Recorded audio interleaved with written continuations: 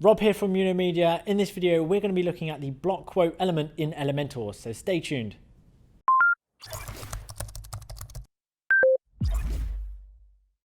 At Media, we help companies to grow and thrive using the latest tools, tricks, and marketing techniques. From websites to online marketing, automated sales funnels, social media, and much more. We're always releasing new content on our YouTube channel, so make sure you click the like, subscribe, and notification button to make sure that you don't miss out. Just before we get going, I want to tell you about an exclusive offer we have on at the moment. We're giving away free access to our paid Hub platform to the first 50 people that click the link in the description. We're going to be putting this link in the description of all of our videos, so make sure that you get in there as quick as you can. Within Hub we have created over 100 training videos in 13 courses, including a course on how to build a website using Elementor.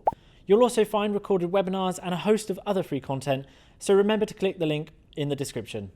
Let's get on with the video. Hello! In this video, we're going to be talking about the block quote element of Elementor. Before we begin then, I've got a page layout of Elementor full width.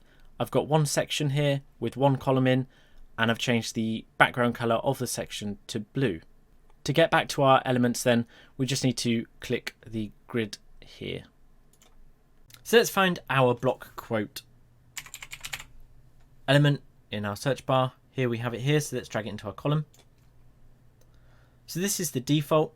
There's a couple of skin options here, so we've got border, quotation, boxed, and clean. In this video, I'm going to go through quotation. Bear in mind, whichever skin that you choose, there might be a couple of different options when you go to style this. Just take the options one by one and you'll have a really nice quote by the end. So the next option we have is our alignment, so we can go with left, center, or right. I'm going to go with left. We've then got our content. Obviously put whatever content you like in here, just highlight the text and put it in. Then we've got the author, so whoever said this quote or this testimonial, put their name in there. We can then decide whether we want this tweet button on or off. Most of the time I'll have this off, but for the sake of showing you how to style this button, I will leave it on.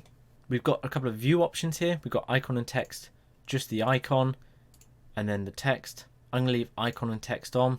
At the moment, the icon has bugged out, but this should work on the actual user end of your website.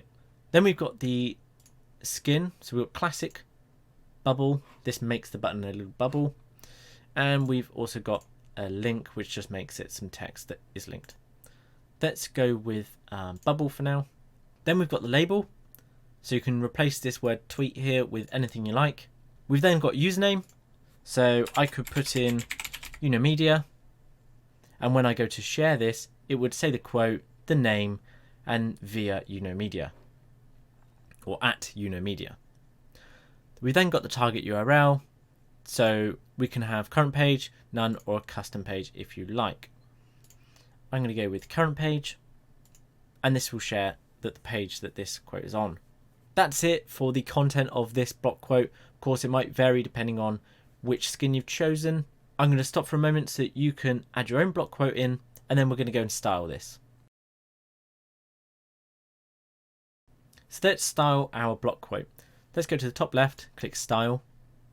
The first thing we've got is content. So the color of the text, which I'm going to leave on the white that we have.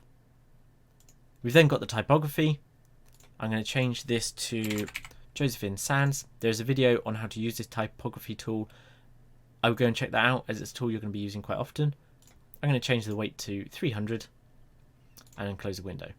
We've then got the gap, which is the gap between the quote itself and the name.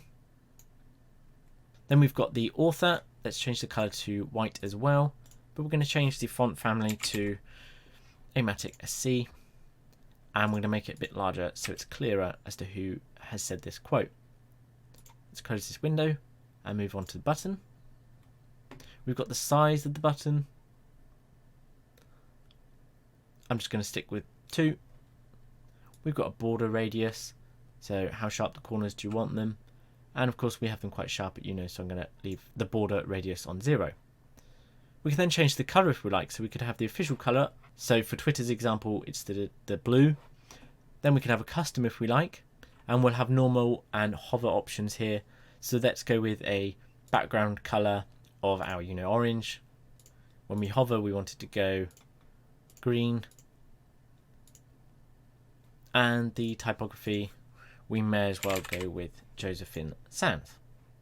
So when I hover over this, it goes green. Next we have the quote then. So this refers to the quote marks here. We can change the color to whatever we like using the color picker tool. Again, there's a separate video on this. Go and check it out. I'm just going to go with the white for now. Close the window. And we've also got the size. And I'm just going to leave it around there.